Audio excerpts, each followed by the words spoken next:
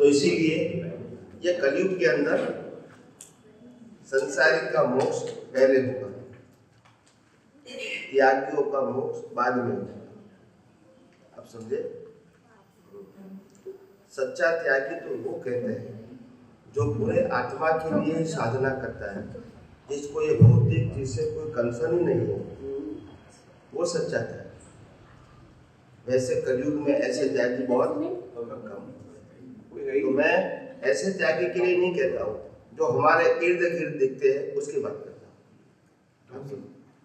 ढोंगी त्यागी नहीं, ढोंगी तो नहीं कहते हम, ढोंगी नहीं कहेंगे, ढोंगी शब्द नहीं कहेंगे, वो कोई गलत काम नहीं करते। मगर मैं ये कहना चाहता हूँ कि तुम्हारे से ज्यादा उनको ऐसा ना दो। गलत काम करते हैं तो वो ढोंगी कहेंगे, वो गलत काम नहीं करते, मगर पैसा, लोगों का पैसा से मकान, गाड़ी, बंगला, जो वैभव है वो भुगतान करेंगे। मैं उसकी बात करूँ, उसका फल मिलेगा उसको, उसका फल मिलेगा उसको, वो तो रीपे तो करना पड़ता है। ये दुनिया जिसको मिलती है वो लोन पे मिलती है। क्या मिलती है? और जितना भुगतान करोगे तो पे तो करना पड़ेगा। गीता में तो श्री कृष्ण वंदे जगत गुरु कहा गया है, तो सही गुरु की पहचान क्या है? सही गुरु की पहचान ये होती है जो गुरु ही नहीं होते। क्या बताया? जो ज्ञानी होते हैं, गुरु नहीं होते। ज्ञानी कभी गुरु नहीं होते और गुरु कभी ज्ञानी नहीं होते। दोनों में फर्क है। गुरु के पास शास्त्र ज्ञान होता है और ज्ञानी के पास अनुभव ज्ञान होता है। वो किताबों की बात, और इसलिए वो गुरु नहीं है, वो गाइड है। क्या है? कृष्ण भगवान ने अर्जुन को शिष्य नहीं बनाया था, गाइड दिया था, मार्गदर्शन दिया था। यस के नो? कृष्ण भगवान के कितने शिष्य थे? राम के कितने शिष्य थे? तो महापुरुष जो होते हैं, मुक्त पुरुष, वो कभी शिष्य और गुरु बनते हैं, वो गाइड होते हैं। जो हजारों लाखों लोगों को प्रेरणा मिलती है, वो खुद गुरु बन के घूम रहे हैं, इसका मतलब वो सब दिखावा ढांसी कहते हैं। जब घर के अंदर 6 व्यक्ति थे, माता पिता था, पति पत्नी था और 2 बच्चे थे, मगर 6 व्यक्तियों का भरण पोषण न करने से, इनकम कम होने की वजह से वो जीवन से कंडाल गए। क्या करें? जीवन से हार गए, थक गए। पूरा ये जीवन, ये पारिवारिक जीवन में संभाल सकता नहीं हो, तो उन्होंने फिर त्याग ले लिया। क्या ले लिया? त्याग लिया। ये अपने घर परिवार के लोगों को भी वो संभाल नहीं सके, इनकी जरूरत को पूरी नहीं कर सके, तो फिर त्याग ले लिया। अभी त्याग ले लिया तो घर में अपने ही ब्लड वाले लोग थे, वो तो इनको नहीं संभाल सके, और बाद गुरु बनने के बाद 200 शिष्य को बना दिया जो खुद के नहीं है। घर वाले सुनते नहीं थे, बाहर वाले सुनेंगे। घर वाले सुनते नहीं थे, बाहर वाले सुनेंगे। तो ऐसा है। इसीलिए मैंने कहा ना कि अभी का जो त्याग मार्ग है वो दुख गर्भित त्याग मार्ग है। क्या है? दुखों से मुक्ति पाने के लिए त्याग लेते हैं, जिम्मेदारी न उठाने से वो त्याग लेते हैं। मुक्ति के लिए त्याग, कहीं लोग दुख गर्भित त्याग लेते हैं, कहीं लोग सुख गर्भित त्याग लेते हैं कि चलो भाई यहाँ से तो वहाँ अच्छा है, मान सम्मान मिलेगा, खाना पीना मिलेगा और कोई जिम्मेदारी बड़ी नहीं रहेगी, तो वो सुख गर्भित दीक्षा हो गई, त्याग हो गया। एक ज्ञान गर्भित, दूसरा एक दुख गर्भित, दूसरा सुख गर्भित और तीसरा ज्ञान गर्भित। जो ज्ञान की प्राप्ति के लिए ही त्याग लेता है वो सच्चा है, सिर्फ ज्ञान की प्राप्ति। तीसरा कौन सकता है? तीसरा एक दुख गर्भित, दूसरा सुख गर्भित और तीसरा ज्ञान गर्भित। सुख गर्भित का मतलब क्या होता है? यहाँ से यहाँ तो मान अपमान मिलता है, मेरा कोई सुनता नहीं है, कम से कम वहां जाऊंगा तो मेरे को मान सम्मान मिलेगा, नौकरी धंधा की चिंता नहीं है, परिवार की चिंता नहीं है, तो वहां सुख मिलेगा। आप समझे ना? तो सुख गर्भित, दुख गर्भित, सुख गर्भित, और तीसरा ज्ञान गर्भित। तो ज्ञान गर्भित वैराग्य है वो सच्चा है, बाकी दोनों सच्चा। तो दुनिया तो ऐसे ही चलेगी।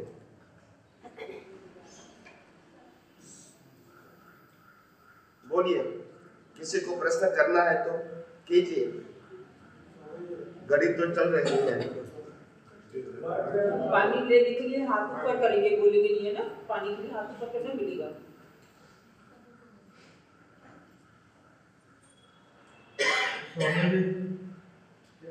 सम्यक दर्शन से शुरुआत होती है, केवल दर्शन तक पूरा होता है। सम्यक दर्शन से केवल दर्शन तक पहुँचने के लिए हमें कुदरत की रचना देखनी पड़ती है। सही बात है। 100% चारित्र में आने से वहाँ तक पहुँच सकते हैं। अब मेरा ये कहना है कि ये सम्यक दर्शन में से केवल दर्शन में पहुँचे, वहाँ ज्ञान का उपयोग हो। अब दूसरी बात क्या है कि सम्यक केवल दर्शन होने के बाद दूसरे नेक्स्ट वर्ड में केवल ज्ञान होता है। तो मेरा कहना ये है कि सम्यक दर्शन से केवल दर्शन होता है, तब तक ज्ञान का उपयोग जो 5 ज्ञान है, श्रुत ज्ञान, मंत्री ज्ञान, बुद्धि ज्ञान, मनोबुद्धि ज्ञान, केवल ज्ञान, वो उस ज्ञान का सम्यक दर्शन से केवल दर्शन तक का उपयोग होता है। उसमें केवल ज्ञान परिणाम है और केवल दर्शन पुरुषार्थ। केवल दर्शन पुरुषार्थ, केवल दर्शन, केवल ज्ञान परिणाम। तो वैसे 3 ज्ञान होते हैं जो तीर्थंकर को, वो केवल दर्शन के हिसाब से होते हैं। मति ज्ञान, श्रुत ज्ञान, अवधि ज्ञान, इनको जरूरत नहीं है, उनको जरूरत नहीं है। मिलता है, उसको जरूरत मिलता है, बस ये उनके पुरुषार्थ से नहीं मिलता है। केवल दर्शन के बाद मिलता है। केवल दर्शन के बाद जब नेक्स्ट बर्थ होता है तो माता के घर से स्पष्ट वेदन है और मति श्रुत अवधि ज्ञान उसके साथ ही होता है। और जब वो वैराग्य प्राप्त करता है तो मन परे ज्ञान होता है और अंत में केवल ज्ञान होता है। मगर ये पूरी प्रक्रिया ऑटो मोड है, पुरुषार्थ का फल नहीं, ऑटो मोड है। बिल्कुल लास्ट बर्थ, पूरा जन्म से निर्वाण तक ऑटो मोड, यानी कोई जगह पुरुषार्थ नहीं, बाहर भी नहीं, अंदर भी नहीं, कोई पुरुषार्थ नहीं। लास्ट बर्थ है, फिर बाद में मोक्ष में जाना है। विज्ञान में एक जगह मैंने पढ़ा था कि आप बोल रहे थे कि मुझे 100% केवल दर्शन नहीं है। आपने ऐसा बोला है, पढ़ा था, तो उसमें क्या है? वो तो सही बात है ना, 100% केवल दर्शन होता है तो फिर नेक्स्ट मनुष्य बहुलास्ट होता है, ऐसा नहीं है। ये कलियुग में किसी का भी मनुष्य भाव लास्ट नहीं है। समझ में आया? बस व्यक्तिगत नाम देने की जरूरत नहीं है, किसी का भी नहीं, आने सब आ गया है। बस ये अवतार में, ये कलियुग में, ये क्षेत्र में किसी को संपूर्ण केवल दर्शन नहीं होता। हाँ, मगर केवल दर्शन के बहुत नजदीक पहुंच सकते हैं। तो स्वामी जी लेकिन एक कलयुग का टाइम पीरियड तो बहुत लंबा है, तो जैसे अब दोबारा बर्थ, अगर सपोज मैं अपनी बात करूं, मेरा अगर दोबारा तो मतलब मेरा अभी मोक्ष नहीं है। नहीं, दोबारा जन्म होगा तो क्या मतलब, दोबारा जन्म होगा फिर तो मतलब उसमें भी अगर यात्रा आगे चले तो भी मोक्ष नहीं है, मतलब ऐसा नहीं, ऐसा नहीं, केवल दर्शन नहीं होगा, वहां तक मुक्ति नहीं। अगर केवल दर्शन हो गया तो फिर लास्ट बर्थ। तो क्या इसका हमें कुछ इंडिकेशंस भी मिलते हैं हमारी बॉडी को, हमारी सोल को, कि हमारा लास्ट यस 100%। क्या आप कुछ एक्सप्लेन कर सकते हैं कि कैसे इंडिकेशंस कुछ हमें मिलते हैं? लास्ट बर्थ के पहले बर्थ में अज्ञान 0 हो जाता है। क्या हो जाता है? 0। और जो लाइव ईगो है वो रहता नहीं। तो नेक्स्ट बर्थ में तो रहेगा ही नहीं, नए कर्म बनेंगे नहीं। तो लास्ट बर्थ में शरीर और आत्मा दो ही होता है। शरीर का अंत होता है, आत्मा कहाँ जाएगा? कर्म बाद में बना तो है ही नहीं। समझ में आया? तभी तो लास्ट बर्थ कहेंगे। लास्ट बर्थ मतलब शरीर और आत्मा दोनों ही रहेगा। शरीर का अंत और आत्मा कहाँ जाएगा? अज्ञानियों को 3 होता है, आत्मा भी होता है, शरीर भी होता है और अज्ञान भी होता है। अज्ञान रूपी अहंकार, जिससे नए कर्म बनते हैं। लास्ट बर्थ में ये नहीं होता है, 2 ही होता है। समझ में आ गया? हाँ जी।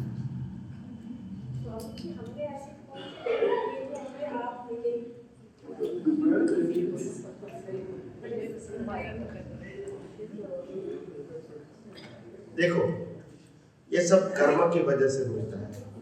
वो पुण्य जो है आपका कोई विशिष्ट प्रकार का पुण्य होगा, क्वालिटी वाला, तो ये अध्यात्म विज्ञान सुनने को मिलता है। नहीं तो सबका पुण्य नहीं होता है। भौतिक पुण्य होता है, आध्यात्मिक पुण्य नहीं। एक आध्यात्मिक पुण्य वो क्वालिटी वाला पुण्य है। कैसा है? और भौतिक पुण्य है वो क्वांटिटी वाला। क्या है? आकर चला जाता है। ये क्वालिटी होता है, क्वांटिटी नहीं होता है। मुक्ति की तीव्र झंखना से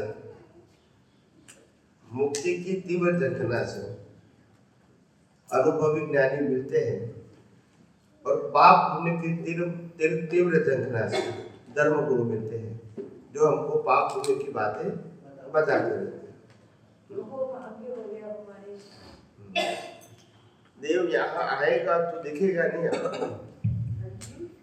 देव यहाँ आएगा तो दिखेगा नहीं। लेकिन वो देव जो है, क्या ये जो राम है, कृष्ण है, इनको हम देवता मानते हैं, क्या यही है देव? ये तो मनुष्य जन्म में यहाँ प्रकट हुए हैं। हाँ, वो देव नहीं है। तो ये देव जो है, वो कैसे पता लगता है कि देव है कि लोग हैं? मैंने क्या कहा कि देव लोग जो देव गति जो प्राप्त होती है वो सुपर ह्यूमन नेचर के हिसाब से प्राप्त होती है। सुपर ह्यूमन समझते हैं?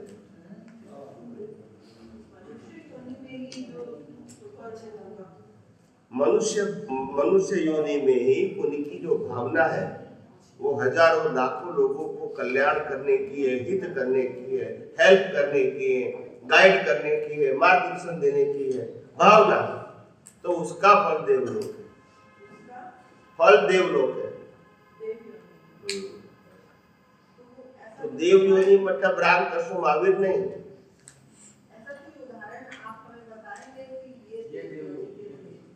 देव हजारों देव है।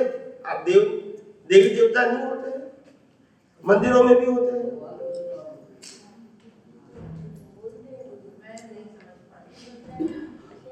कोई देवी देवता का मंदिर नहीं देखा आपने? देवी देवता तो ये राम है, कृष्ण है, हनुमान जी है। अच्छा, अंबाजी वो देवी है ना। भद्रकाली माता वो क्या है? लक्ष्मी जी क्या है? सरस्वती क्या है? देवी मतलब लेडीज, देव मतलब पुरुष। उनका निवास स्थान देवलोक में है। जिसे मनुष्य को श्री पुरुष होता है कि नहीं? मनुष्य में स्त्री पुरुष होता है कि नहीं? देवलोक में भी स्त्री पुरुष होता है। स्त्री को देवी कहते हैं, पुरुष को देव कहते हैं। समझ में आ गया कि नहीं आया?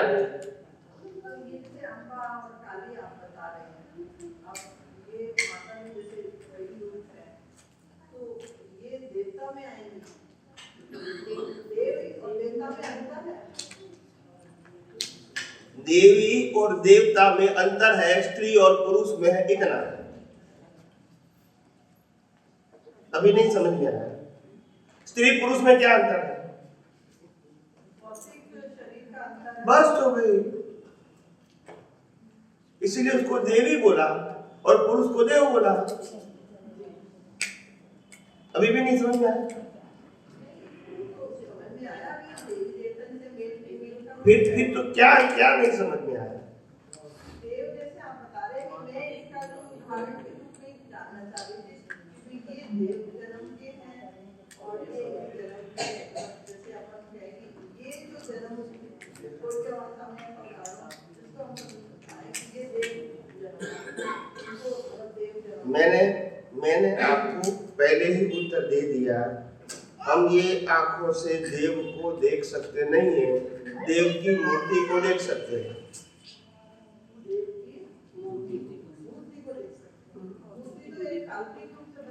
वो तो ऐसा ही होगा ना, मूर्ति तो काल्पनिक ही बनेगी ना। आप समझे ना, ये आंखों से नहीं दिखता है, मगर कई महापुरुषों को वो देवी देवता दर्शन देते हैं। बाद में उनकी कल्पना से एक पिक्चर बना के मूर्ति बनती है। ऐसा सबको नहीं दिखता है, वो भी आंखों से नहीं दिखता है।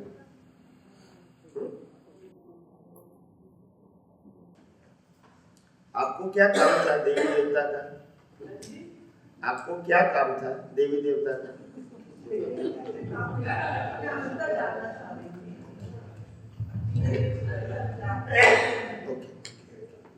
कोई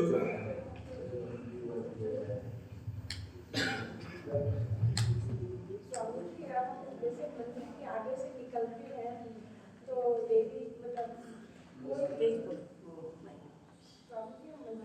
बंद है मंदिर के आगे से निकलते हैं जो भी कोई अभी बंद है। चालू होगी तो लाइट होगी, देखो ये दे दो ना, चालू वाला दे दो, ये दे दो। बैटरी तो ऑफ होगी, कोई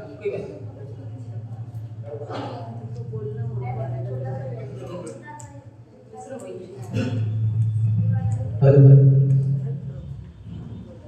स्वामी जी, जैसे हम मंदिर के आगे से निकलते हैं, वहाँ हाथ मूर्तियाँ होती है, तो उनको हम कैसे हम उनको प्रणाम करें, कैसे उनके मत्था टेकें, क्या बोलेंगे? वो तो हमारा व्यवहार है। हम मंदिर को देखते हैं श्रद्धा से, मंदिर के अंदर जो भगवान की मूर्ति होती है उसको हम वंदन करते हैं। वो हमारा धार्मिक व्यवहार है, हमारी संस्कृति है। जैसे हम मंदिर को देखकर मालूम होता है कि भगवान अंदर बैठे हैं, ऐसे हमको मालूम होना चाहिए कि ये मंदिर दिखता है, इसके अंदर भगवान बैठे हैं। ये रियल भगवान है और मंदिर में माना हुआ भगवान है जो हमने बनाया है। बोलते नहीं, हमने बनाया है, हम ही इसको मानते हैं और जब खंडित हो जाएगी हम ही इसको हटाएंगे, फिर दूसरा लगेगा। बोलते नहीं बस। और ये भगवान क्यों बना सकता है? समझ में आया? ये प्रतीक है, मंदिर और भगवान प्रतीक है। ये भी मंदिर है, इसके अंदर भी भगवान है, मगर जब भगवान प्रकट हो जाते हैं तो ये मंदिर की कीमत होती है, नहीं तो नहीं। समझ में आया? स्वामी जी, जय सच्चिदानंद। जय सच्चिदानंद। अभी जो ये महाकुंभ का इतना हल्ला हो रहा है पूरे वर्ल्ड में, लोग जा रहे हैं, भाग रहे हैं, भीड़, ये है क्या एक्चुअली में? महाकुंभ? हाँ, क्या क्या है? महाकुंभ हमारे इतने सवाल आ रहे हैं इसको लेके कि क्या नहीं आपको। महाकुंभ हमारे भारतवर्ष की जो संस्कृति है, इसकी सदियों से चली आती एक परंपरा है, रिचुअल्स है, जो सदियों से खास करके हमारे जो नागा बाबा है वो सेलिब्रेट करते थे। बाद में इस नदी को पवित्र देख के लोग भी स्नान करने लगे और ऐसे परंपरा चलती रही। क्या इससे मुक्ति है, मोक्ष है? मुक्ति है। तो क्या है, हम क्यों मार रहे हैं इसके पीछे? श्रद्धा होती है तो पुण्य होता है, मुक्ति है। स्नान करने से एक ही व्यक्ति बोलो ना, एक ही व्यक्ति बोलो, बोलो एक ही व्यक्ति बोलो ना।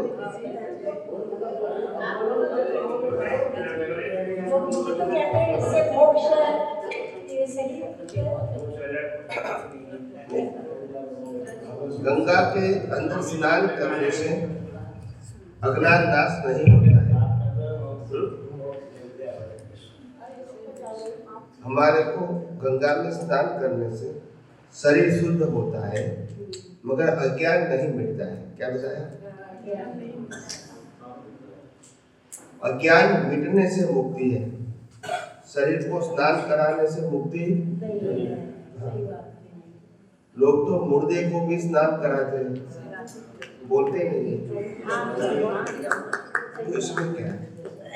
स्नान कराना ये हमारी सामाजिक परंपरा है, इसमें कोई गलत ऐसा नहीं कहूँगा, सामाजिक परंपरा है, लोग मानते हैं, करते हैं। यहाँ तो अच्छा है, भारत देश में मृत्यु फ्री ऑफ चार्ज है, विदेशों में तो मरना भी फ्री नहीं है। क्या बताया?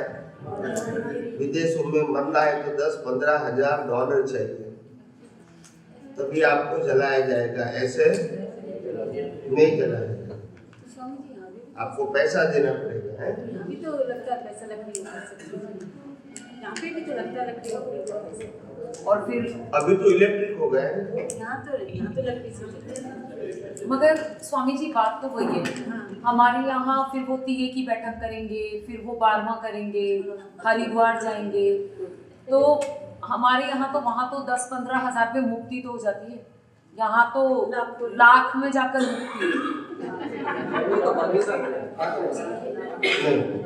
वहाँ 15,000 डॉलर रुपया नहीं नहीं, वो तो ठीक है, वहाँ के डॉलर के हिसाब से अगर हम देखें तो यहाँ पर तो यही हाल है। देखिए यहाँ मरना कोई एक्सपेंसिव नहीं है, क्योंकि लोग जो अपनी परंपरा निभाते हैं अपनी क्षमता के मुताबिक, कोई जगह कंपल्सरी पेमेंट करना नहीं है। विदेश में बहुत महंगा है, बोलिए। जय सच्चिदानंद। जय सच्चिदानंद। बोलिए जय सच्चिदानंद। आपने बहुत बड़ा रहस्य खोला है आज के ज्ञान में, इतना बड़ा रहस्य खोला है कि मुझे हाल ही ज्ञान में पूछने लगा कि नीलाम हो गया वो रहस्य जो आपने खोला है। ये है कि कुदरत का जो कानून है इतनी सिंपल चीज है जिसको आपने बड़े अच्छे ढंग से सारी उसकी कली कली खोल दी। वो हकीकत ये कि उसमें पुनर्जन्म भी आ गया। तो आपने बोला कुदरत का कानून में आपको सोचने की भी क्षमता वो कुदरत का कानून से जो मिलेगी पुण्य के अनुसार वही मिलती है। तो उसमें इतना साधारण मतलब जीवन हो जाता है समझने के लिए कि भाई जिसमें भजन में हम कहते हैं कि तेरे बस में कुछ भी नहीं, वो कुदरत का कानून जो हमारा पिछला है या कुछ भी जो है उसको जानते भी नहीं है चले, लेकिन है वो फोर्स करता है। तो वो बांटने वाला बांटे, कोई कारण होगा तो कारण जो है वो अज्ञात होते हुए भी आपने स्पष्ट किया भाई ऐसा कारण है। 8 भगवान के जो मनुष्य जन्म ऐसे ऐसे मिलता है, हम मानते हैं कि भाई ये बता रहे हैं कि इसमें कुछ है, लेकिन शुरुआत जो है वो स्टार्टिंग इसी तरह है, जहाँ जन्म होता है तो जन्म को पिछले आधार पर कर्म पर, अब जो वर्तमान में भी जो अगर हम कुछ अच्छा कर्म कर रहे हैं तो उसमें भी आपने यही बात बताई कि अपना मैं को छोड़ करके उसको समझेंगे तो समझ में आएगा कि मैं कुछ नहीं कर रहा हूँ उस कानून के माध्यम से।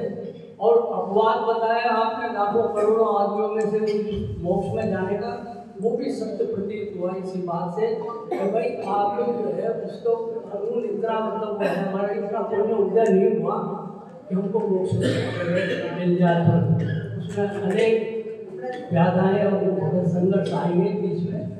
ये स्पष्ट कर दिया आप लोगों को। ये सबसे बड़ी मेरी शंका थी बहुत टाइम से कि ये वजह क्या है। मैंने उसको कहा कि जन्म ही कोई आधार है, उस आधार से हो रहा है और वो ऐसे चलता रहेगा, जन्म तक संसार चलता रहेगा, फलता रहेगा। अज्ञान है वहां तक कर्म बनता रहेगा और जन्म मरण होता रहेगा। और मुक्ति पाने के लिए अज्ञान को मिटाने की जरूरत है, धर्म परिवर्तन करने की जरूरत नहीं है, मन वचन काया को बदलने की जरूरत नहीं है, सिर्फ दृष्टि बदलने की जरूरत है। जैसे जो विज्ञान जो आपने बताया, जो विज्ञान है उसका अपने डेली लाइफ में किस तरह उपयोग किया जाए, तो कुछ एग्जाम्पल लेके समझाइए। कई बार कर्मों का फोर्स इतना ज्यादा होता है तो दबाव की वजह से वो अप्लाई नहीं कर पाते उसको, वो कैसे करता है? मैं समझ गया, मगर क्या होता है कि आपने कहा कि भाई डेली लाइफ में विज्ञान का उपयोग कैसे किया जाए। सुबह उठते हैं और रात को सो जाते हैं, ये हमारी नित्य क्रिया होती है। और सुबह उठते ही हमको मालूम होना चाहिए कि शरीर उठता है, आत्मा नहीं उठता है, क्योंकि आत्मा कभी सोता नहीं। पहली बात। फिर बाद में जो कुछ भी क्रिया करते हैं, स्नान करना, चाय नाश्ता करना, जो भी करना, ब्रश करना, ये सब शरीर करता है, आत्मा खाना खाना वो भी शरीर करता है, नौकरी करना, व्यवहार करना, घर परिवार चलाना शरीर करता है, शाम को खाना भी शरीर खाता है, रात को सो जाता भी शरीर है।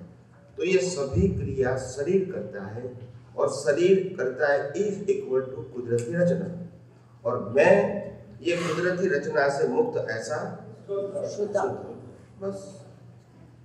इसमें शरीर क्या करता है उसमें डिटेलिंग में जाने की जरूरत आध्यात्म विज्ञान में नहीं है। अगर ये आ जाता है दिमाग में ये शरीर कर रहा है और मैं उसको देखने जाने वाला, इतना काफी है, इतना काफी है। लेकिन कभी कभी ये संयोग आया था एकदम उस समय ध्यान नहीं रहता, खाने एकदम तेज भूख लगी, उस समय भूल गए। वही तो मैं कहता हूँ, उस समय हम शरीर हो जाते हैं ना, मान्यता से शरीर हो जाते हैं। भूख शरीर को लगी मैं मानता हूँ, मगर जब भूख लगी तब लगा मेरे को लगी, बस ये मान्यता गलत है। शरीर को भूख लगी वो गलत। अभी आप समझ में आ गया? ये सब पूरा संसार मान्यता का संसार है। क्या है? हकीकत का संसार मान्यता। वो मान्यता की गलती पिछले अवतार में किया था, आज वो संसार मान्यता पिछले अवतार में थी, इसका फल। तो कोई व्यक्ति को आप कहोगे कि 7 फेरा भरो और 70 साल की जिम्मेदारी लो, कोई लेगा? बोलते नहीं। कोई लेगा कि तुम 7 फेरा भरो और 70 साल की जिम्मेदारी लो, कोई लेगा? नहीं लेगा। मगर जब बीज डाला है तो फिर क्या है, यहाँ ऑप्शन कोई नहीं है। अभी आप समझे बात ये है। तो गलती आज नहीं हुई, गलती कब हुई थी? अभी तो रिजल्ट पे चॉइस। जैसे रात को सोते समय जैसे सुबह से शाम तक जो भी हो उसको क्या रिवाइज करना चाहिए या किस तरह उसको देखना चाहिए? जो वर्तमान में दिखे उसको ही कुदरती रचना देखो। पास्ट एंड फ्यूचर वो आध्यात्मिक विज्ञान का विषय नहीं है, ये भय का विषय है और भीख का विषय है। आध्यात्म विज्ञान में भीख और भय नहीं होता है। आध्यात्म विज्ञान में हर समय वर्तमान में ही रहो, क्योंकि तुम शुद्धात्मा वर्तमान में ही है। कल था, भविष्य में होगा वो नहीं, अभी है नहीं, बस उसमें रहो। बाकी ये तो कुदरत का है, जो भी है। पहले हो गया था, अभी मैं देखूं क्यों? मगर मैं तो शुद्धात्मा हूं, मेरी प्रकृति को मैं क्यों देखूं पीछे, क्यों आगे देखूं? आप समझे कि नहीं? मेरे पास विजन क्लियर है कि मैं शुद्ध आत्मा हूँ और बाकी सब कुदरती रचना है। मानो कि पहले हमने नहीं देखी 6 महीना पहले, 12 महीना पहले, 2 साल पहले, कोई बात नहीं, मगर अभी जो दिखता है उसको मैं कुदरती रचना देखूंगा। और अभी वर्तमान में कोई भविष्य की बात अपने आप आएगी तो भी कुदरती रचना देखूंगा। आप समझे ना? तो वर्तमान में भूत और भविष्य की कोई भी बात आएगी तो मैं उसको कुदरती रचना देखूंगा और वर्तमान को भी कुदरती रचना देखूंगा। मेरे को भूत भविष्य में जानने की जरूरत नहीं है। समझ में आया? बस सुबह हम उठते ही जैसे एक बार निश्चय करना चाहिए कि मेरे को इसमें रहना है। कर सकते हैं, कर सकते हैं। प्रार्थना या निश्चय या कि भाई इसमें जितना ज्यादा मौसम हो सके इसमें मुझे विज्ञान में रहना है। इसीलिए तो मैंने कहा देहाध्यास टूटता नहीं। क्या नहीं टूटता है? श्रीमद राजचंद्र जी ने कहा है, छूटे देहाध्यास तो नहीं करता तू कर, नहीं भोगता तू देह नो एज धर्म नो, मगर देहाध्यास नहीं करता। तो इसका मतलब स्वामी जी जो हम जैसे वो हम पढ़ते हैं दादा भगवान के जो 9 नियम है सुबह कि ये रियल स्वरूप है और वो सारी चीज़ें, और या फिर मैं गीता का पाठ रोज करूं या मैं उसको रोज पढूं, तो उसके क्या मायने? किताबों पढ़ने से, कोई भी धर्म की किताब पढ़ने से नॉलेज मिलेगा और पाप पुण्य और प्रकृति की बातें होती रहेगी। पाप पुण्य यानी प्रकृति की बात, समझ में आ गया? मगर एक चीज को मैंने 1 बार पढ़ा, 2 बार पढ़ा, 10 बार पढ़ा, अब मैं रोज उठ करके उसको पढ़ रही हूँ और मैं कह रही हूँ कि ये तो मुक्ति का साधन है, मोक्ष का साधन है, चाहे वो कोई से भी शब्द है। समझ गया? लेकिन मैं उसको रोज रोज पढ़ रही हूँ, तो क्या उसका कोई औचित्य है? कोई औचित्य नहीं है। नहीं पढ़े तो औचित्य नहीं, ऐसा नहीं बोलो, रिलेटिव सत्य है। पुण्य मिलेगा, पुण्य मिलेगा बस। अच्छा। मुक्ति का मार्ग नहीं है, मुक्ति का मार्ग में रिचुअल्स नहीं होता है, सेपरेशन होता है। आप समझे? जी। कोई भी प्रकार की एक्सरसाइज, सुनो, मन वचन काया, कोई भी प्रकार की एक्सरसाइज वो संसार का मार्ग है, कर्ता भाव से करना जी। और कोई भी अवस्था को सेपरेट रहना वो मुक्ति का मार्ग है। मन वचन काया की सभी अवस्थाओं से मुक्त रहना ये मुक्ति का मार्ग है। और जुड़ जाना कि मैंने सोचा, मैंने बोला, मैंने किया, वो संसार का मार्ग और वो अज्ञान का मार्ग है। अब चल फिर क्या करते हैं वो सब्जेक्ट आएगा ही नहीं। हमने तो कितने साल पहले बोल चुका हूं, आप समझे? हाँ जी। और ज्ञानी पुरुष दादा भगवान ने भी कहा है, हाँ। आपको मोक्ष में जाना है तो कुछ भी करने की जरूरत नहीं है, और संसार में भटकना है तो सब कुछ करने की जरूरत है। ये भी उन्होंने बताया, ये मेरा सूत्र नहीं है, उनका है। हाँ। कहने का मतलब, कुछ नहीं करने का मतलब क्रिया के रूप में नहीं, भाव के रूप में कुछ करने की जरूरत नहीं। क्रिया के रूप में तो जो लेकर आए हैं तो करते रहोगे, विचार आते रहेंगे, बोलते रहोगे, मगर मैं विचार कर रहा हूँ, मैं बोल रहा हूँ, मैं क्रिया कर रहा हूँ, ये नहीं रहेगा। समझ में आया? जी। एक सिंपल बात ध्यान में रखो, क्रिया कोई भी प्रकार की सोचने की, बोलने की, फिजिकल क्रिया, ये जड़ का क्वालिटी है, आत्मा की क्वालिटी नहीं है। समझ में आया? जी। विचार करना वो भी जड़ की क्वालिटी है, स्पीच वो भी जड़ की, और एक्शन वो भी जड़ की। उसमें चेतन नहीं, मगर चेतन की हाजिरी में होता है, बस चेतन की हाजिरी में।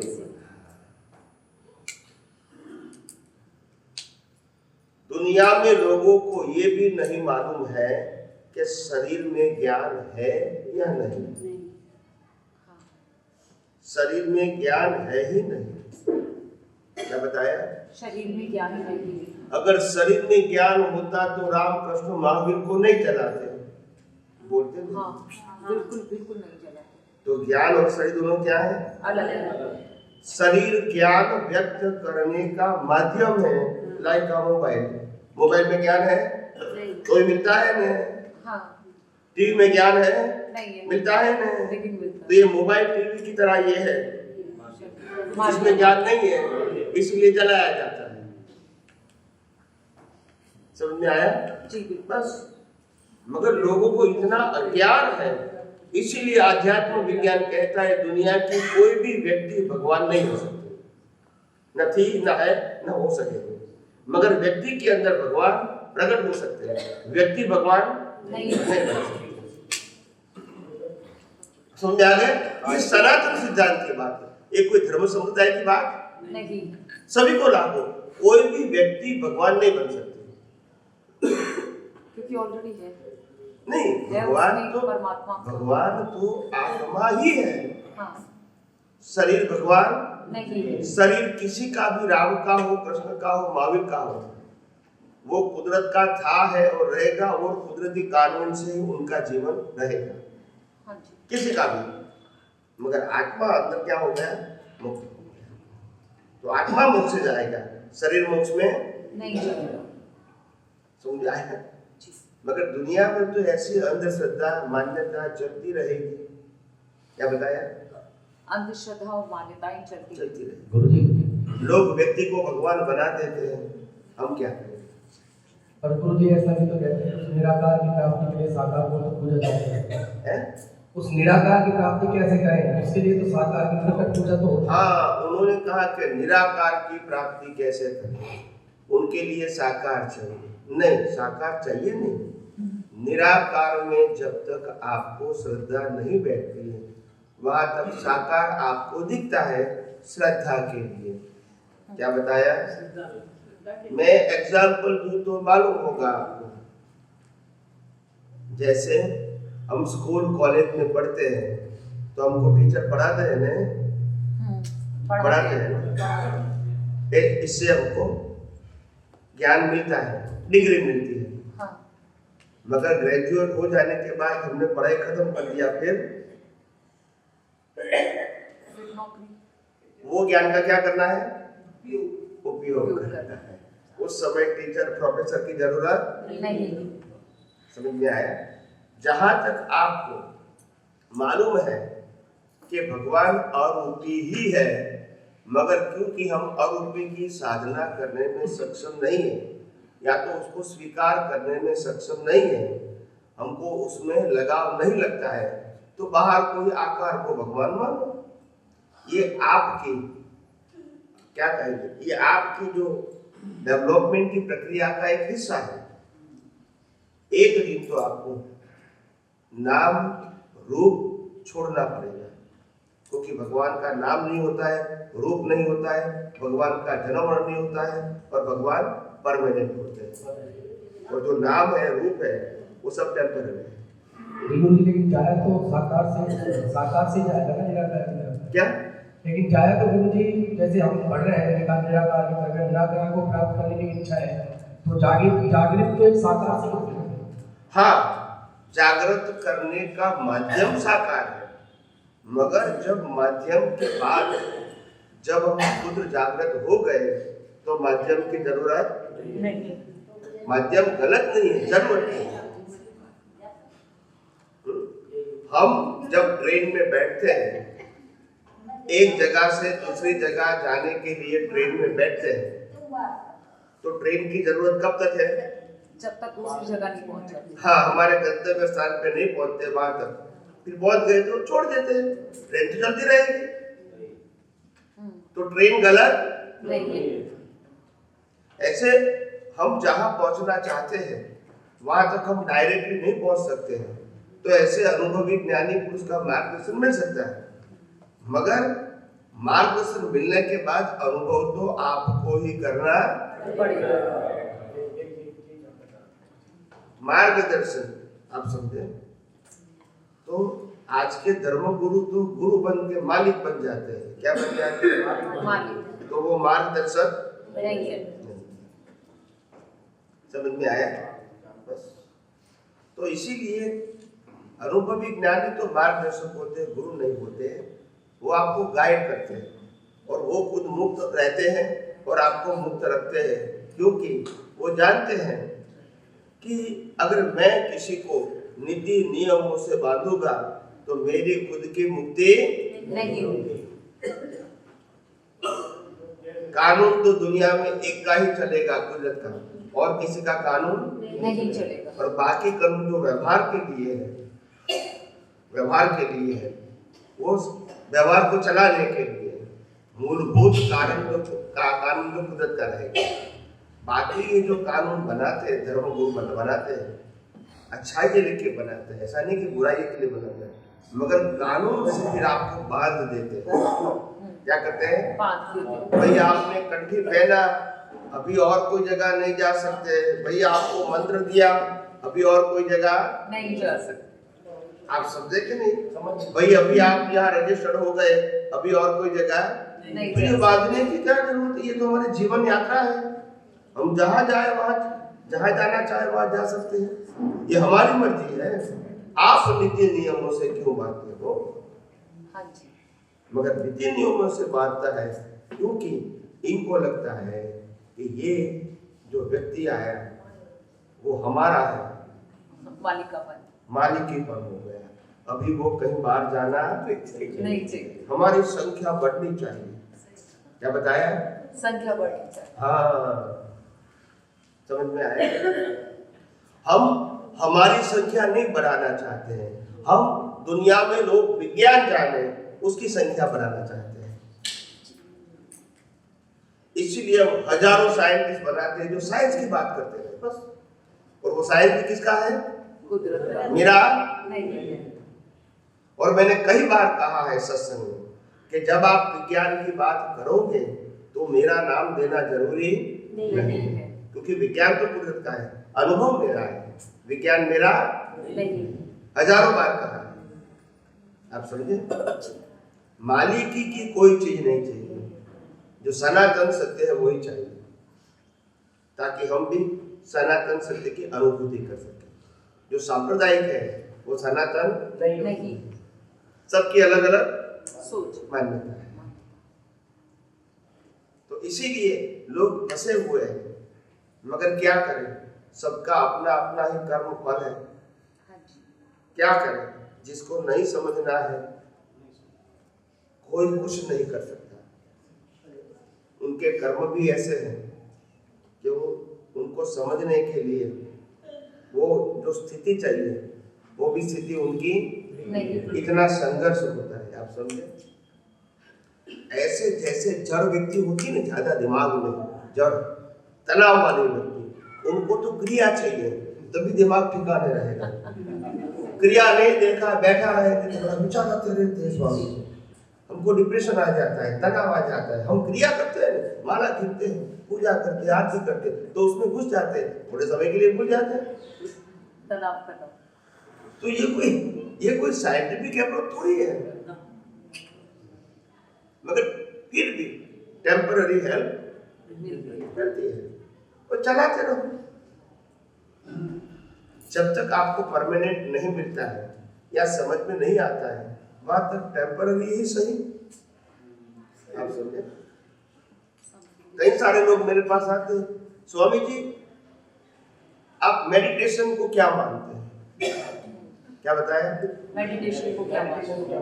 मैंने कहा मेडिटेशन वो मन की शांति के लिए है, आत्मा के लिए नहीं है। तो बोला ऐसा क्यों? आपने तो बोल दिया, मगर आप तो साइंटिस्ट हैं, तो प्रूव कर दो। क्या बताया? साइंटिस्ट है, प्रूव कर दो। तो प्रूव कर दो आप। ये कैसे मन की शांति के लिए? हम तो मानते हैं मुक्ति के लिए, हाँ। और आप कहते हैं मन की शांति के लिए। तो मैंने कहा मेडिटेशन में आप क्या करते हो बताइए? तो आंखें बंद करके बैठ जाते हैं और धीरे धीरे बाहर की इंद्रियां बंद करते हैं और दुनिया भूल जाते हैं, क्योंकि हम कोई गुरु के ऊपर, भगवान के ऊपर, मंत्र के ऊपर, ज्योत के ऊपर कॉन्सेंट्रेट करते हैं। हाँ, सांसों पर, सांसों जो भी कहो, कोई आधार के ऊपर कॉन्सेंट्रेट करते हैं। हाँ, ठीक है, एनी। हाँ, तो वो कॉन्सेंट्रेट के आधार से दुनिया अपने आप समझ में आ गया, भूल जाते हो। आप समझे?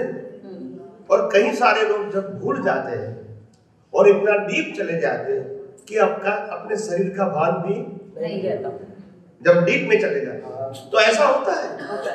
मैंने मना नहीं करता हूँ, मगर मैंने ये कहा कि ये ध्यान तो जब रात को सो जाते हैं तो सबको होता है, बोलते नहीं है,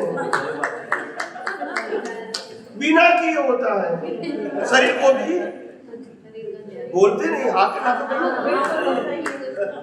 ये बिना मेहनत होता है। जब हम सो गए तो शरीर को नहीं भूल जाते, दुनिया को नहीं भूल जाते, तो जो अपने आप होता है उनके लिए मेहनत करना। लेकिन गुरुजी सोने पर तो अचेतनता रहती है, ध्यान में तो चेतनता से शरीर शून्य होता है, चेतनता में रहते हैं। यही बात है, जब ध्यान करते हैं तो लगता है मैं ध्यान करता हूँ, तो ये तो जड़ है, चेतन कहाँ से आया? देखो, शब्दों अच्छे बोलने से सही नहीं होता है। अब जब ध्यान करोगे, कोई भी व्यक्ति ध्यान करती है, मैं कहूँगा कौन ध्यान करता है, तो बोला मैं करता हूँ, तो मैं मतलब क्या, तो शरीर तो जड़ है, तो आपके पास कोई उत्तर ही नहीं है ना। किसी ने सिखाया है, आप करते हैं, मैं गलत है ऐसा नहीं कहता हूँ, इसको अध्यात्म से कोई मतलब नहीं, इतना मेरा करें, आपको मन की शांति मिलती है तो करो, मैं उसमें बाधा डालना नहीं चाहता, मगर मैं कहता हूँ ये मुक्ति के मार्ग में कोई उसका कंसर्न नहीं। मुक्ति के मार्ग में समाधि इसको कहते हैं, मुक्ति के मार्ग में समाधि इसको कहते हैं, जो मन वचन काया को आदि व्याधि और उपाधि हो, इसको भी मैं अलग देख सकता हूँ, खुली आंखें, वो समाधि है।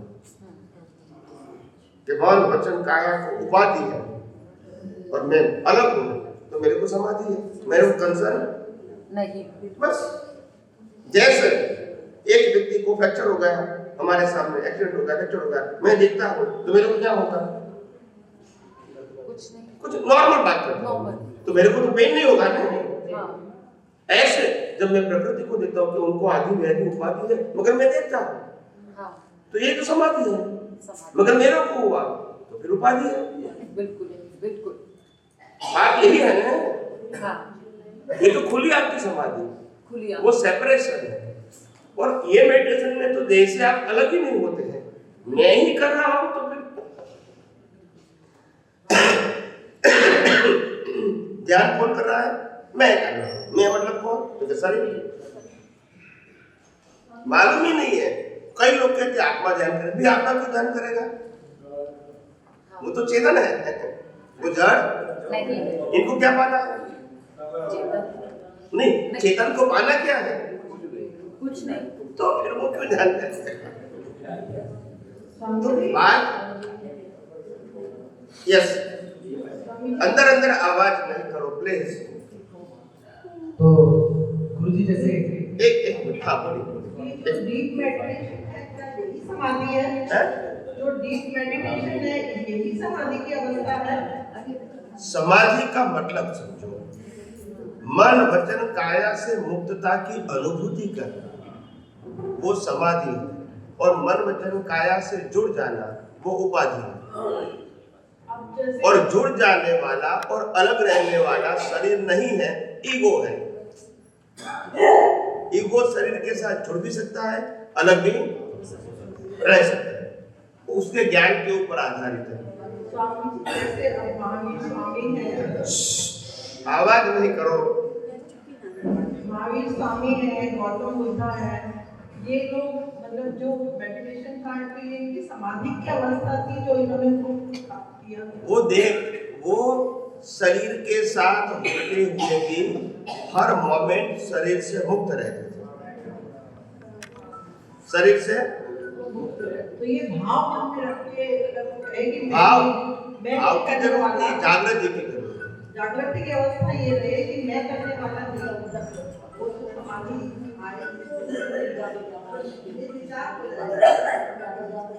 नहीं, मैं क्या कहता हूँ, ये जो आध्यात्मिक समाधि है, ये शरीर का स्वभाव नहीं है।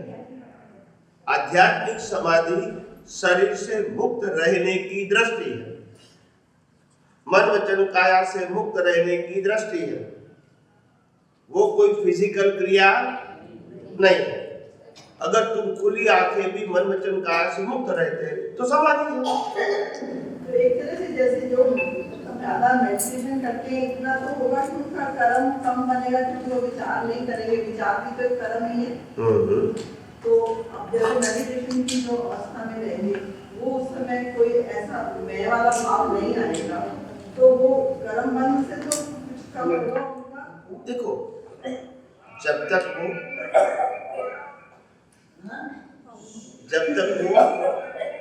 मेडिटेशन करेगा तब तक तो शांति रहेगी। कर्म तो बनेगा ही नहीं, कर्म तो बनेगा ही। कर्म अज्ञानता से बनता है, क्रिया से। समझ में आया?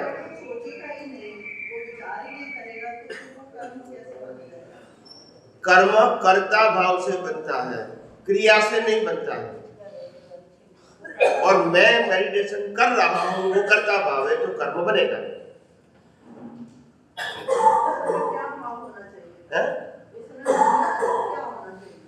मैंने कहा ने, मन वचन काया से मुक्त रहना वो मेडिटेशन है।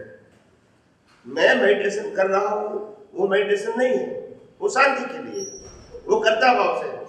सरेंडर भाव से अगर वो करे कि मैं नहीं कर रहा, मैं तो प्रभु की शरण में हूँ, ऐसा भाव रख के करे तो कर्म बनेगा।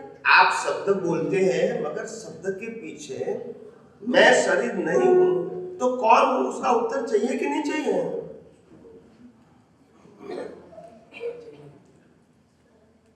मैं शरीर नहीं हूँ तो मैं कौन हूँ? आत्मा मेडिटेशन करेगा, शरीर करेगा, तो आत्मा से क्या मतलब है?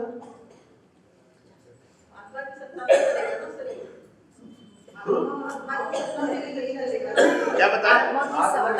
सबने बोलो नहीं। मेरा कहने का मतलब आत्मा को शरीर को मेडिटेशन करवाने की क्या जरूरत है, वो बताइए। उनको कुछ कमी है? बोलिए ना। आत्मा भाव मतलब जब ये शरीर जो काम कर रहा है वो आत्मा की शक्ति से ही करता है। आत्मा की शक्ति मत बोलो, आत्मा की हाजिरी बोलो। चेतना हमारी जो हम जो देख रहे हैं, बोल रहे हैं, वो चेतन शक्ति के बारे में होता है। अंदर की शक्ति जो है चेतन शक्ति है, तो वो क्या आत्मा से अलग है या वही चेतन शक्ति की आत्मा?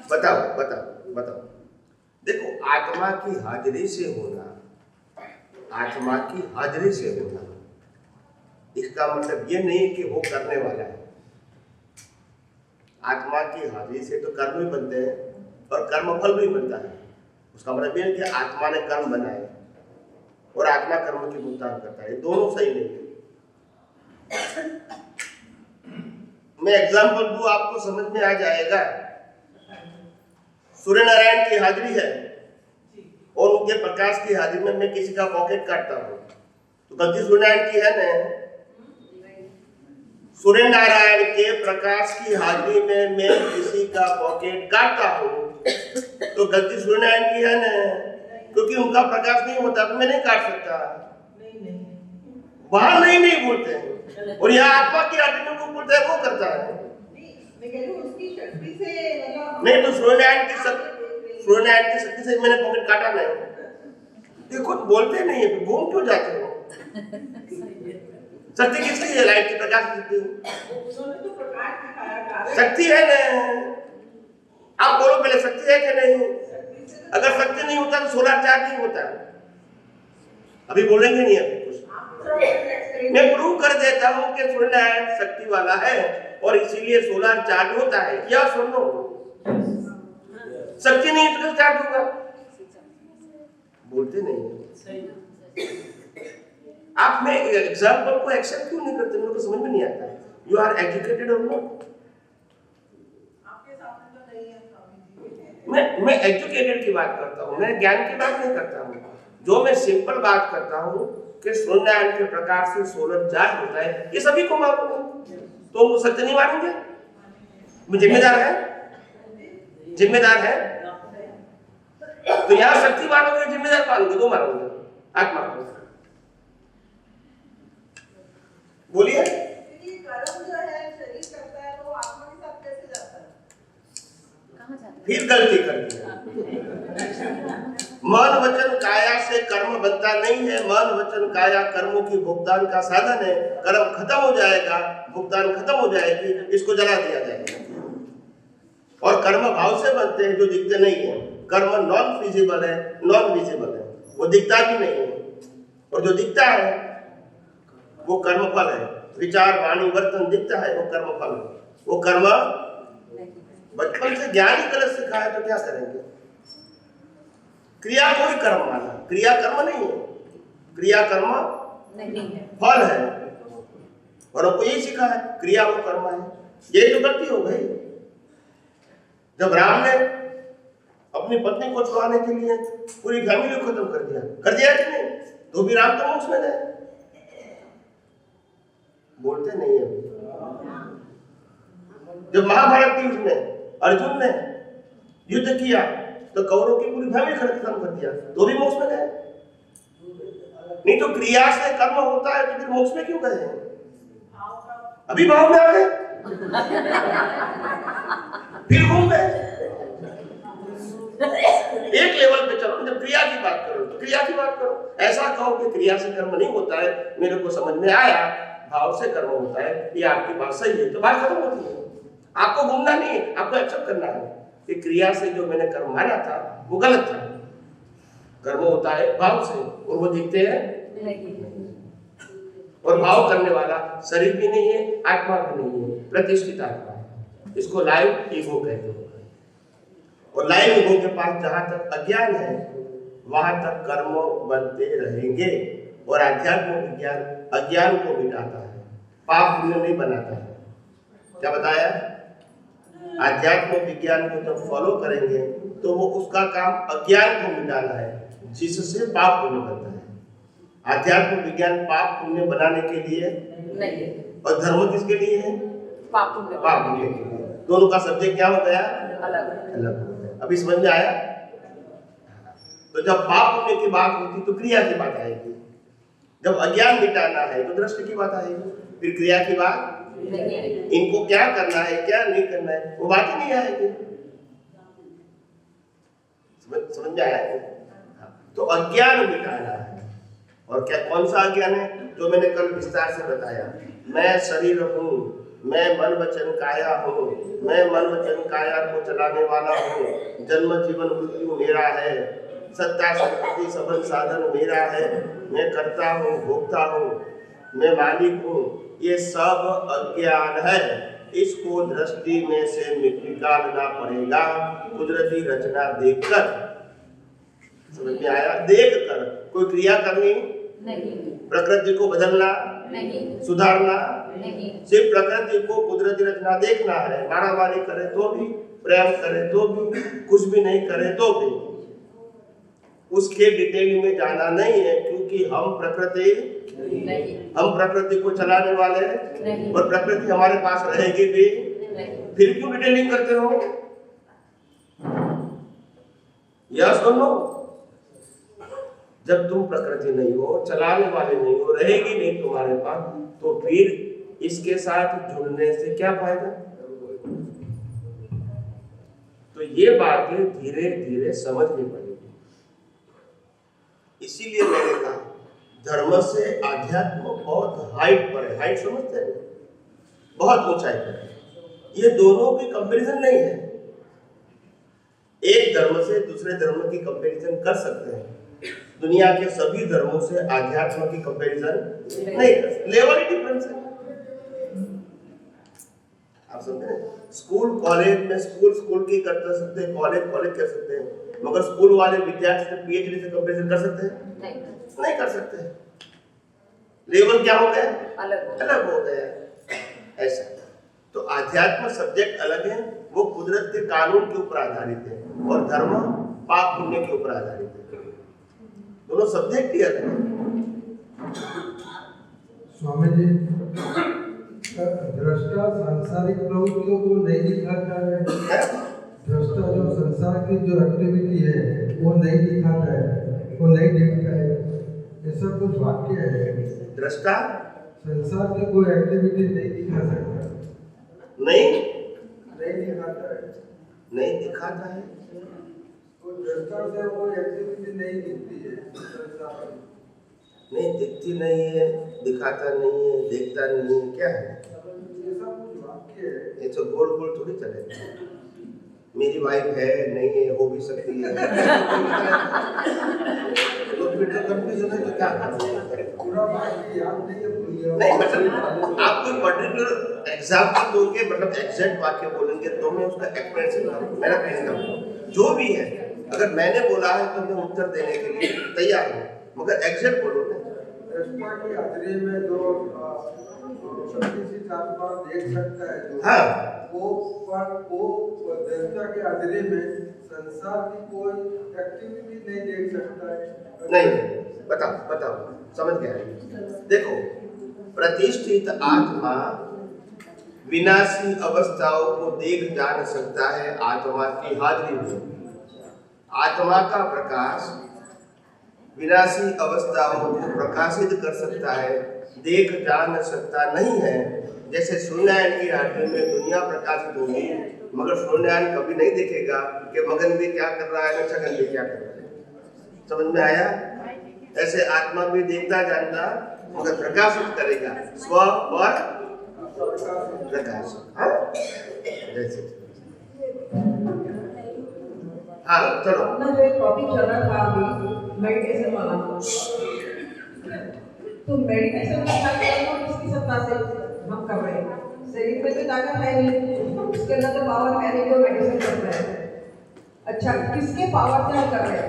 ये बात है कि आत्मा के पावर से हम कर रहे हैं। एक शरीर जन्म से मौत तक मन वचन काया से जो कुछ भी करता है वो कर्म फल स्वरूप कुदरती शक्ति से करता है, अपनी मर्जी से नहीं करता है। श्वास भी अपनी मर्जी से नहीं ले सकता है, लेता है फिर भी मर्जी अपनी नहीं है। समझ में आया? तीनों बताया, मन वचन काया की सभी क्रिया आ गई। तो मेडिटेशन ये करेगा तो वो कुदरती रचना है, उनकी शक्ति समझ आ गया? लेकिन अभी जो मेडिटेशन की बात आ रही है, टॉपिक मेरा वहाँ है, वो मेरा क्लियर नहीं है। जो मेडिटेशन करते हैं हम लोग, वो किसकी पावर से कर रहे हैं? आत्मा की पावर से कर रहे हैं। बोला आपने बोला कि आत्मा को तो जरूरत ही नहीं है इसकी, और एक्चुअली आत्मा को जरूरत नहीं है। एक ठीक है, तो फिर मेडिटेशन जो कर रहे हैं वो शरीर अपने मन की शांति के लिए कर रहे हैं, अपने तनाव को कम करने के लिए कर रहे हैं, थोड़े समय के लिए संसार को भूलने के लिए शरीर कर रहा है, शरीर के लिए। आप खुद शरीर खाना क्यों खाता है? शरीर के लिए खाता है। पानी क्यों पीता है? शरीर के लिए पीता है। हवा क्यों लेता है? शरीर के लिए लेता है। ये सोशल व्यवहार क्यों करता है? शरीर के लिए करता है। आत्मा कहाँ आएगा? आत्मा की हाजिर रहेगी, आत्मा के लिए करता है बस। तो शरीर के लिए कुछ भी करे वो कुदरती रचना। समझ आया? इसमें आत्मा की हाजिरी है, आत्मा के लिए कोई दूसरा करता नहीं है। इसमें आत्मा का कोई कुछ रोल नहीं है। पावर तो है ना, आत्मा का पावर तो है ना। हाजिरी, हाँ हाजिरी है, हाजिरी का पावर है, बाकी कुछ नहीं। तो आत्मा की पावर से कौन कर रहा है? आत्मा कर रही है या कौन कर रहा है? शरीर में तो है नहीं, ताकत क्यों करेगी? करेगा नहीं, कौन कर रहा है वो मेडिटेशन? शरीर जो चलता है वो कर्म के पावर से चलता है और चलाता है कुदरत। जैसे आपका जन्म हुआ, माँ बाप किसने डिसाइड किया? मेरे जो पिछले जन्म के कर्म थे इसके हिसाब से आपका जन्म हुआ ना, तो आत्मा ने जन्म करवाया,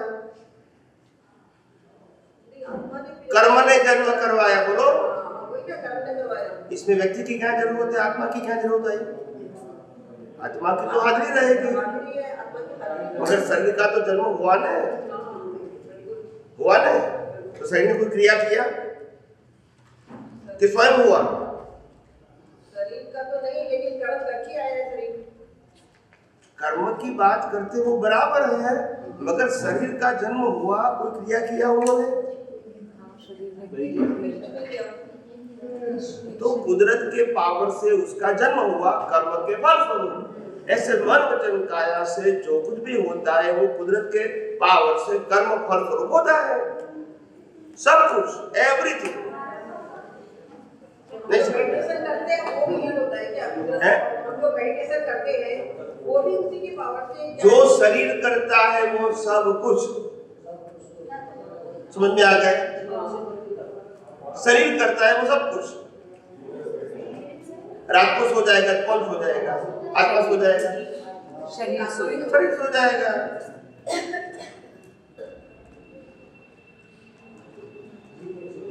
क्रिया सब शरीर ही करता है, और इसको मैं करता हूं मानना वो अज्ञान है, और वो अज्ञान से पाप पुण्य के कर्म बनते हैं, उससे जन्म मरण होता। और अगर मन वचन काया की सभी क्रियाओं को कुदरती रचना देखोगे तो कर्म, तो जन्म मरण नहीं होगा। इसीलिए मैंने ये तो नहीं कहा कि आपके मन वचन से आपको क्या करना है क्या नहीं करना है, वो तो मैंने कहा ही नहीं कहा, मगर जो हो रहा है इसको कुदरती रचना देखना। समझ आ गया? इसीलिए मैंने कहा भारतवर्ष के अंदर पहली बार शरीर और आत्मा के अलावा प्रतिष्ठित आत्मा की बात हुई, तब लोगों को मालूम हुआ कि पुरुषार्थ करने वाला शरीर और आत्मा नहीं। शरीर वो कर्मों के भुगतान का साधन है, वो कर्म कर सकता नहीं है, क्रिया कर सकता है, कर्म नहीं कर सकता। और आत्मा तो कर्म करने की जरूरत नहीं है, तो कोई कर्म कौन करेगा? वो प्रतिष्ठित आत्मा। ये पहली बात पब्लिश हुआ, समझ में आया? शरीर और आत्मा की बात तो सभी धर्म वाले करते हैं, शरीर और आत्मा के भी प्रतिष्ठित आत्मा को साथ करते हैं, वो बात नहीं करते। और ये कंफ्यूजन सबको है ना, यहाँ है कि करता कौन है? तो क्रिया शरीर करता है और कर्म भाव से होता है। वो भाव का मतलब प्रतिष्ठित आत्मा या लाइफ ईगो। आप समझे? कर्म अलग चीज है और क्रिया अलग चीज, ये दोनों एक हो गया।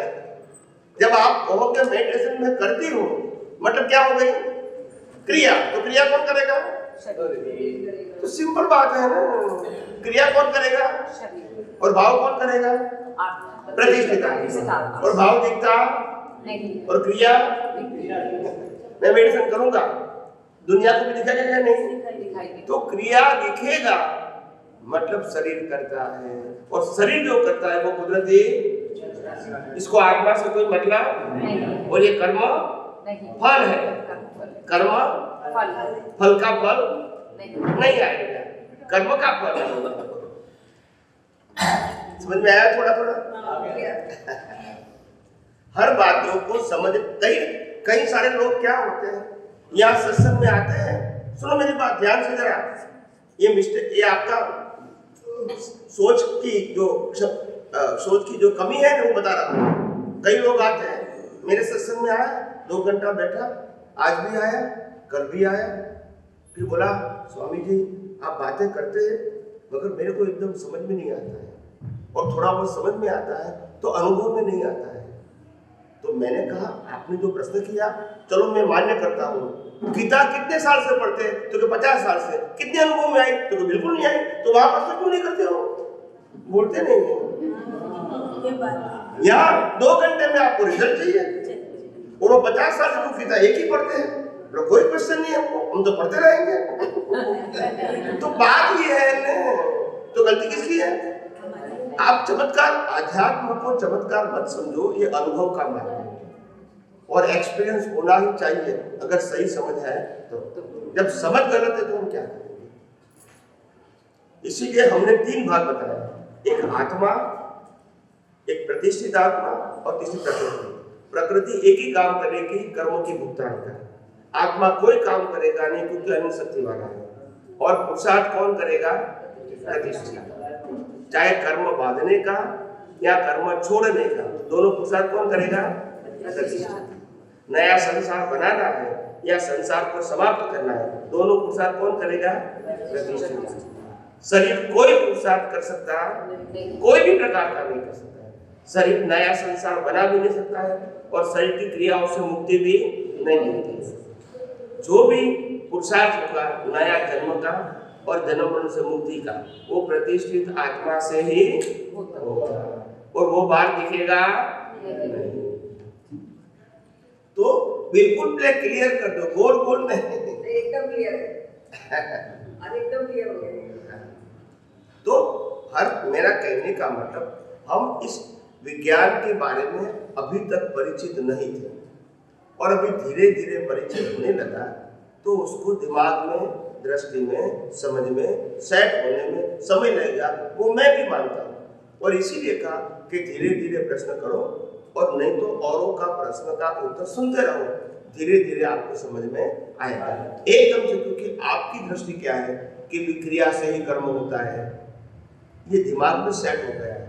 और इसीलिए कि तब करो, जब करो, पूजा पाठ करो, माला गिनो, तभी मेरे को पुण्य मिलेगा, ऐसा बताया गया है ना? नहीं, ऐसा पे मेरे को थोड़ा कम पेट कम है, माला वाला में मेरे को मैं नॉर्मल बात करता हूँ। हमको धर्मगुरु यही सिखाते हैं। नहीं, धर्मगुरु हमको यही सिखाते हैं ना, सभी धर्मों की बात करता हूँ कि आप पूजा पाठ करो, आरती करो, तप करो, जप करो, अच्छे काम करोगे तो पुण्य बनेगी, यही कहते हैं ना।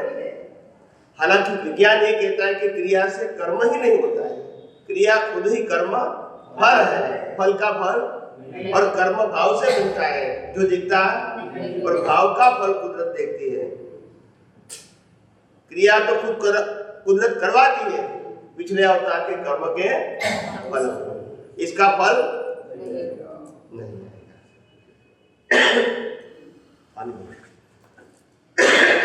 समझ में आया? ये समझने में थोड़ा देर लगेगा क्योंकि ये ट्रैक पर हम गए नहीं, इसमें आपकी गलती नहीं है। क्या नहीं है? थोड़े पेशेंस की जरूरत है, मगर गलती नहीं है आपकी। मैं भी समझता हूँ कि समझने में टाइम लगेगा, मैं ऐसा नहीं मानता हूँ कि आप तुरंत समझ जाओगे, मगर धीरे धीरे आपके दिमाग में सेट होगा। इसके बाद बावजूद भी प्रश्न बहुत होंगे घर पे जाओगे तो, इसीलिए मैंने कहा कि मोबाइल के अंदर हजारों वीडियो है जो क्वेश्चन आंसर के ऊपर आधारित है, इसको भी आप सुन के आपका समाधान पा सकते हो। तो विज्ञान की तो मैं बात 10 साल पहले, 20 साल पहले जो किया था वही आज करूंगा, और 20 साल के बाद भी विज्ञान कभी परिवर्तित नहीं होगा। आप समझ रहे? श्रद्धा की बातें बारंबार परिवर्तन होती है, कभी इसके ऊपर श्रद्धा, कभी इसके ऊपर, कभी इसके ऊपर। सिद्धांत में परिवर्तन नहीं होता, नहीं तो सिद्धांत ही नहीं है।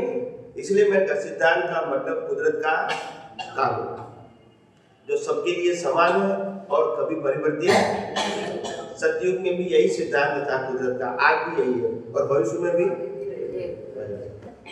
इसीलिए एक बार जो विज्ञान का सिद्धांत समझ में आता है तो फिर जाएगा नहीं, बार बार इसको कंठस्थ करने की जरूरत नहीं है, इसका उपयोग करने की जरूरत है। क्या करने की जरूरत है? तभी आपकी दृष्टि परिपक्व होगी। क्या होगी? मैच्योर होगी।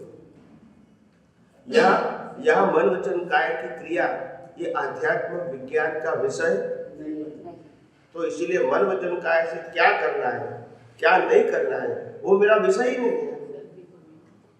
No subject at all. समझ में आया? मेरा सब्जेक्ट है कि मन वचन काया से जो कुछ भी होता है उसमें आपकी दृष्टि क्या होनी चाहिए, वो मेरा सब्जेक्ट है। आपकी दृष्टि ये होनी चाहिए कि मैं शुद्ध आत्मा हूँ और मन वचन काया उनकी अवस्था कुदरती रखना है, बस ये दृष्टि होनी चाहिए। ये मन वचन क्या नहीं होना चाहिए, क्या होनी चाहिए? दृष्टि। और मेरा सब्जेक्ट क्या है? दृष्टि। बार बार मैं कहता हूँ अध्यात्म विज्ञान is the art of vision. वो थॉट स्पीच एक्शन की बात नहीं करता है। मैं क्लियर बोलता हूँ। और इसीलिए यहाँ हमारे सत्संग में कोई सामाजिक या धार्मिक प्रश्न नहीं करते हैं, क्योंकि मेरा सब्जेक्ट ही नहीं है। समझ में आया क्या? और किसी को प्रश्न है सामाजिक प्रश्न या धार्मिक प्रश्न, हो सकते हैं, मना नहीं करूंगा, तो जहां वो करते हैं वहां जा सकते हैं, अपनी मर्जी है। मेरे पास वो सब्जेक्ट नहीं। यहाँ कोई नहीं पूछेगा कि सासू बहू का झगड़ा है तो क्या करना है, बोलते नहीं है। हस्बैंड वाइफ का प्रॉब्लम है तो क्या करना है, यहाँ कोई नहीं पूछेगा, क्योंकि वो मेरा सब्जेक्ट।